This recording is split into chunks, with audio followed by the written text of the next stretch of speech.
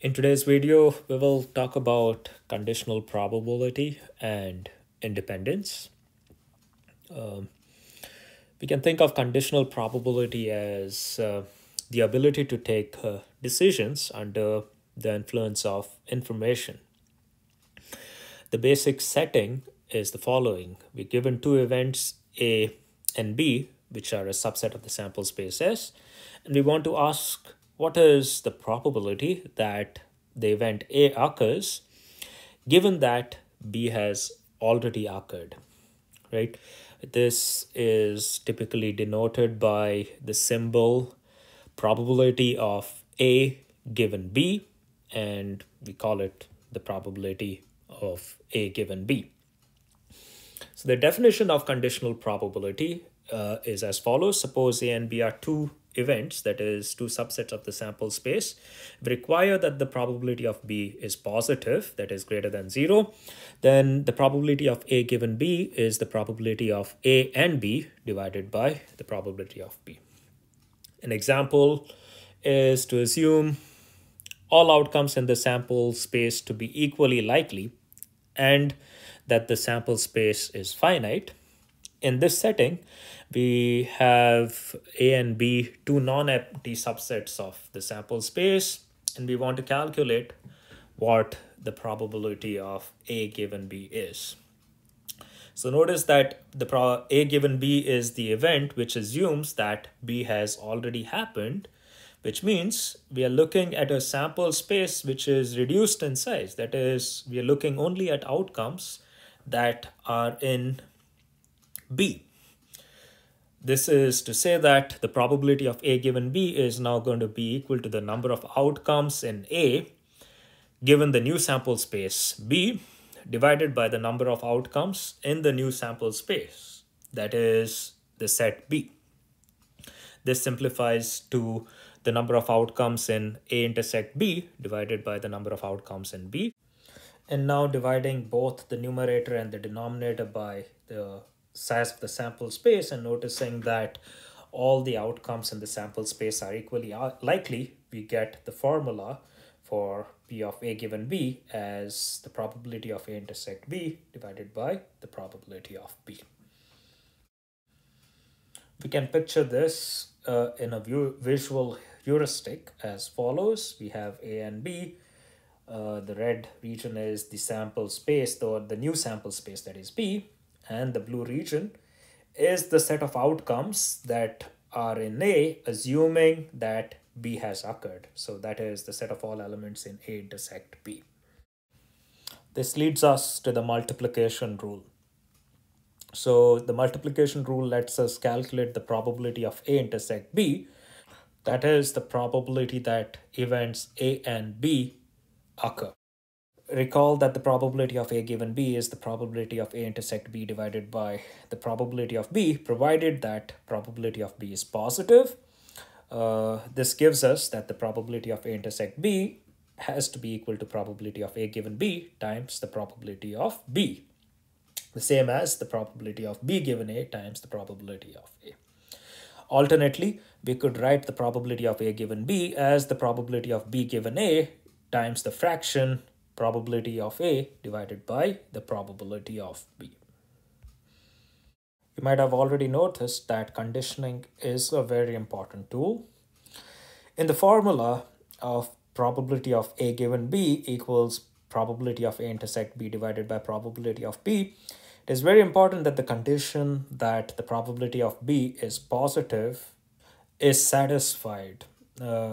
Disregarding this condition can lead to paradoxical situations. Having worked out some of these concepts, let's do some examples. Consider the following events. The event A is that Jonathan is carrying an umbrella. The event B is that it is raining outside. And the event C is that it is sunny outside. Then we can note that the probability of the event A, that is that Jonathan carries an umbrella, is going to be less than the probability of A given B. That is the situation where Jonathan is carrying an umbrella given that we know it is raining outside. Furthermore, the probability of A is going to be greater than the probability of A given C, that is, the probability that Jonathan carries an umbrella, assuming that we know that it is sunny outside. So, this goes on to say that knowing additional information can affect the probability of an outcome. Now, suppose we have a fourth event, D, that is that Jonathan had pasta for breakfast. Then we would expect that the event D to have no impact on the possibility that Jonathan carries an umbrella today. To say it more precisely, we'd expect the probability of A given D to be equal to the probability of A. This leads us to a very important definition, that is the definition of independent events. We will say that two events A and B are independent if and only if the probability of A given B equals the probability of A, and this will be true if and only if the probability of B given A equals the probability of B. Alternately, events A and B will be independent if and only if the probability of A intersect B equals the probability of A times the probability of B. Note that to show that two events are independent, we need to show the equality of the probability of A intersect B equaling the probability of A times the probability of B, or to be able to calculate the probability of A given B or the probability of B given A. And each of these calculations are not easy. Let's work with another example. Suppose we have a bag that contains two coins. A coin that is fair, we will call that coin F, and a coin that is unfair, a two-headed coin, we will call the coin U. We randomly choose a coin from the bag and toss it once. Okay, we can draw the following tree diagram to calculate the probabilities of the events associated with this experiment. So the first event is going to correspond to drawing a coin, and the second event corresponds to tossing the coin. And each of these probabilities are marked down on the branches of the tree diagram. So the probability of getting a fair coin is half. The probability of getting a heads given fair is going to be half again. And we notice that the sample space is going to be FH, FT, and UH. FT corresponds to a fair coin and tails showing up, and UH corresponds to an unfair coin and a heads showing up. Now, the probability of getting heads is calculated as the probability of getting a head with a fair coin plus the probability of getting a heads with an unfair coin. Working through the calculation, we notice that the probability of getting a heads is going to be 3/4. We now have the calculation that the probability of heads, given that we are tossing a fair coin, equals half, which is not equal to the probability of getting a heads with no added information, which is going to be 3/4. This implies that getting a heads and choosing a fair coin are not independent events. Also, notice that the probability that the coin is fair, given that the coin landed heads, is denoted by P of F given H. This is calculated as probability of F intersect H divided by probability of H. And working through these calculations, we notice that it equals 1/3. Hence, the probability of the event that we had a fair coin is half, which is greater than the probability that we had a fair coin given that we observed a heads, which is 1/3. This makes intuitive sense because our confidence that the coin is fair should be reduced given the information that it has landed heads. Let's push this experiment a little further.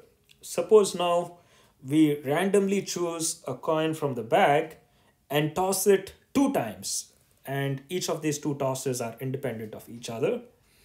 In this scenario, we have the following tree diagram.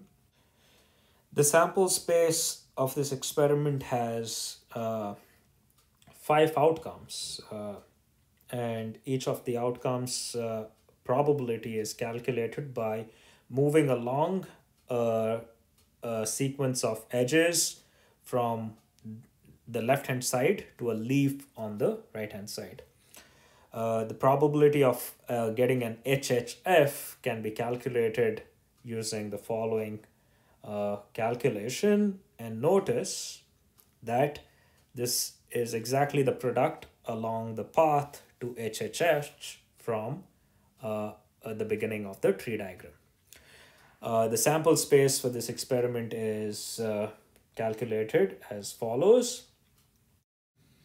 And now we calculate the probability of getting 2 consecutive heads. This will be the probability of getting 2 consecutive heads with a fair coin plus getting 2 consecutive heads with an unfair coin. Following through with this calculation, we get that the probability of getting 2 consecutive heads is going to be 5/8. Also, the probability of getting 2 consecutive heads, given that we are tossing a fair coin, is going to be probability of HHF divided by probability of F, which is 1/4. Writing this out, we see that the probability of getting 2 consecutive heads with no additional information equals 5/8, which is bigger than the probability of getting 2 consecutive heads, given that we are tossing a fair coin, which is equal to 1/4. This lines up with our intuition that we would want to be less confident of getting 2 consecutive hits if we know that the tossed coin is a fair coin. Also, the probability that the tossed coin is a fair coin, given that we've observed 2 consecutive heads, is denoted as probability of F given HH. This equals the probability of FHH divided by probability of HH. And working through this calculation, we get that the probability that the tossed coin is fair, given that we have observed 2 consecutive heads, equals 1/5. This is less than 1/3, which is the probability that the tossed coin is a fair coin, assuming that 1 head is observed, which is furthermore less than the probability that the tossed coin is fair with no additional information, which equals half. This lines up with our intuition that the confidence that the coin is fair will keep on decreasing as the observed consecutive heads increase from none to 1 and then to 2. The general principle of relating the probability of A given B to the probability of B given A is covered under the umbrella of the Base Theorem.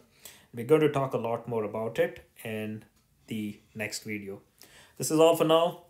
Take care of yourselves, and I will see you around.